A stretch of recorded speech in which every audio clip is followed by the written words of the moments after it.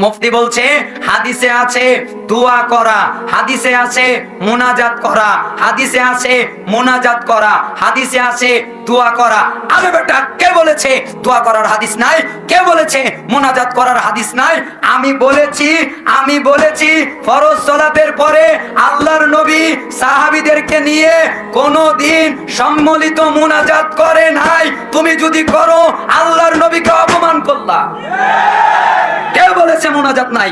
আরে মুনাজাতের হাদিসের অভাব নাই। কে বলেছে মুনাজাত নাই? মুনাজাতের হাদিসের অভাব নাই। কে বলেছে দোয়া নাই? আপনি কাঁদবেন, আপনি দোয়া করবেন, আপনি মুনাজাত করবেন, এটা আপনাকে কে বলেছে নাই? আমি শুধু বলেছি ফরজ সালাতের পরে আল্লাহর নবী সম্মিলিত মুনাজাত করে নাই। তোমরা যদি করো তাহলে আল্লাহর নবীকে অপমান করলা। তোমরা বুঝাইলা আল্লাহর নবী বোঝে না, আল্লাহর নবী জানে না, আল্লাহর নবীর জ্ঞান নাই, মুনাজাত যে করতে হয় এটা আল্লাহর নবী বোঝে নাই, তাই তো তিনি করেন নাই। আমরা বুঝি তাই আমরা মুনাজাত করি। কথা তাই হলো না? অনেকেই বলে বিদাত খারাপ। আমি একটা সংজ্ঞা দেই, বিদাত মানে রাসূলকে অপমান করা। বিদাত মানে কি? আর শিরিক মানে আল্লাহকে অপমান করা। আল্লাহর নবী বললেন ফরজ সালাত শেষ হলে আস্তাগফিরুল্লাহ পড়বা। বিদাতের তিনটা নীতি আছে, তিনটা মূল নীতি আছে। এক, বাড়ালে হয় বিদাত। দুই, কমালে হয় বিদাত। তিন, চেঞ্জ করলে হয় বিদাত। হুজুর আবার বলে কি আদ-দুআউ হুয়াল ইবাদাত, দোয়াটা হলো ইবাদত। আরে হুজুর আপনি বোঝেন নাই, দোয়া খালি ইবাদত হয় না।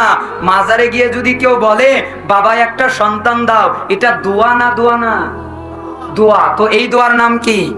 শিরক। হুজুর বোঝে নাই, হুজুর মনে করেছে দোয়া খালি ইবাদতই হয়। হুজুর দোয়া খালি ইবাদত হয় না, দোয়া শিরক হয়, দোয়া বিদআত হয়, দোয়া ইবাদত হয়। নিয়ম মাফিক করলে ইবাদত, আর নিয়মের বাইরে করলে বিদআত। বিদআত হয় তিন কায়দায়। বাড়ালে হয় বিদআত। আল্লাহ যেই ইসলাম দিলেন তার থেকে যদি আপনি বাড়ান তবে হয় বিদআত।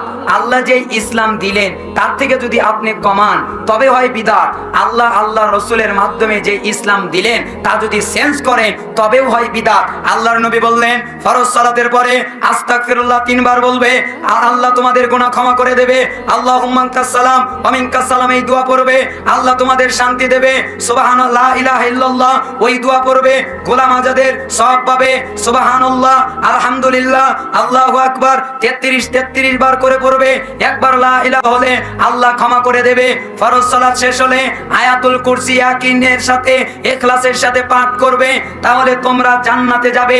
মাঝখানে বাধা হলো মৃত্যু। হুজুর কে বলেছে দোয়া ইবাদত নয়? দোয়া ইবাদত, কিন্তু আপনি যে সেটিং করলেন, আপনি যে চেঞ্জ করলেন, আপনি আল্লাহর নবীটা সরাইয়া দিয়া রব্বানা আতিনা ঠোকালেন।